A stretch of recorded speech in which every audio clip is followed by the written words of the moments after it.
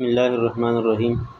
عزیزان من، آج ہم ریل کے سفر کی تصویر کھینچتا ہوں کہ بقیہ چار جو اشعار ہیں ان کی تشریح پڑھیں گے ہم۔ یہ سارے کھیت کے گنے کٹا لایا ہے ڈبے میں، وہ گھر کی چارپائی تک اٹھا لایا ہے ڈبے میں۔ یہ ایک طنزی اور مزاحیہ انداز میں شاعر ہمارے رسم و رواج، ہمارے انداز فکر اور ہمارے طرز عمل کی نشاندہی کر رہا ہے۔ شاعر کہتا ہے کہ جب ہم سفر کرنے کا ارادہ کرتے ہیں اور خاص طور پر ہم اپنے اعزاء و اقارب کے ہاں جا رہے ہوتے ہیں یا ان کے پاس سے آ رہے ہوتے ہیں، تو ہماری کوشش ہوتی ہے کہ ان کے لیے یا ان کے پاس سے کچھ نہ کچھ تحفے تحائف کی شکل میں لے جائیں۔ تو یہ ایک شخص ہیں کہ وہ سارے کے سارے گنے جو ہیں وہ کھیت سے کاٹ کر ڈبے میں سوار ہو گئے ہیں۔ یوں محسوس ہوتا ہے کہ وہ سارا ہی سامان جو ہے وہ ٹرین کے ذریعے اپنے گھر لے جانا چاہتے ہیں۔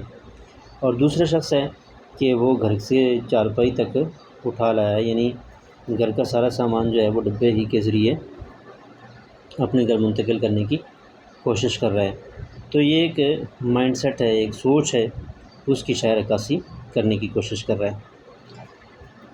کھڑے حقے بما مینار آتش دان تو دیکھو، یہ قوم بے سر و سامان کا سامان تو دیکھو۔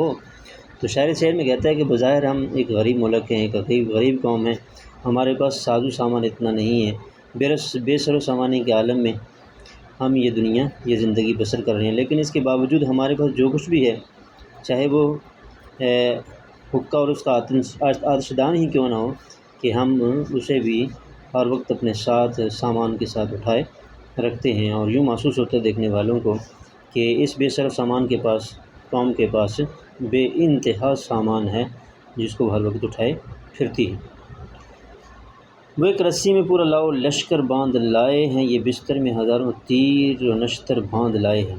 اس میں بھی وہی اسی سوچ کی، یہ تمام کے تمام اشعار اسی سوچ کی عکاسی کر رہے ہیں کہ ہماری فطرت اور عادت ہے کہ عام طور پر ہم بڑے ساز و سامان کے ساتھ ہی سفر کرتے ہیں۔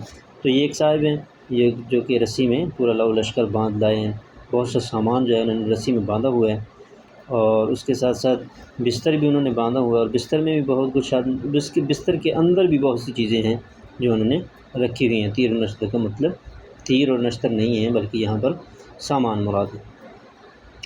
سراہی سے گڑا روٹی سے دسترخوان لڑتا ہے، مسافر خود نہیں لڑتا مگر سامان لڑتا ہے۔ تو اس میں بھی طنز کر رہا ہے شاید،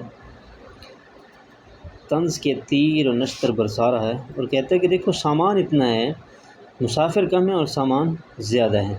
جب مسافر کم ہیں تو یوں محسوس ہوتا ہے کہ مسافر آپس میں لڑتے جھگڑتے نہیں ہیں، کیونکہ مسافروں کے درمیان لڑائی جھگڑا تبھی ہوگا جب مسافر تعداد میں زیادہ ہوں گے اور آپس میں کھڑے ہونا یا بیٹھنا ان کا آپس میں دشوار اور مشکل ہوگا۔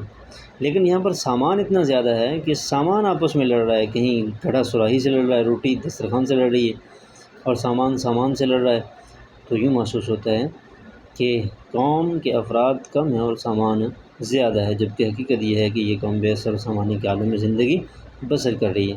یہ بس ایک سوچ اور ایک طرز عمل کی شاید نشاندہی کرنا چاہتا ہے کہ ہم جب بھی سفر کرتے ہیں ہم بہت سا ساز و سامان اپنے ساتھ لے کر سفر کرتے ہیں، جو کہ ایک اچھی روایت نہیں ہے۔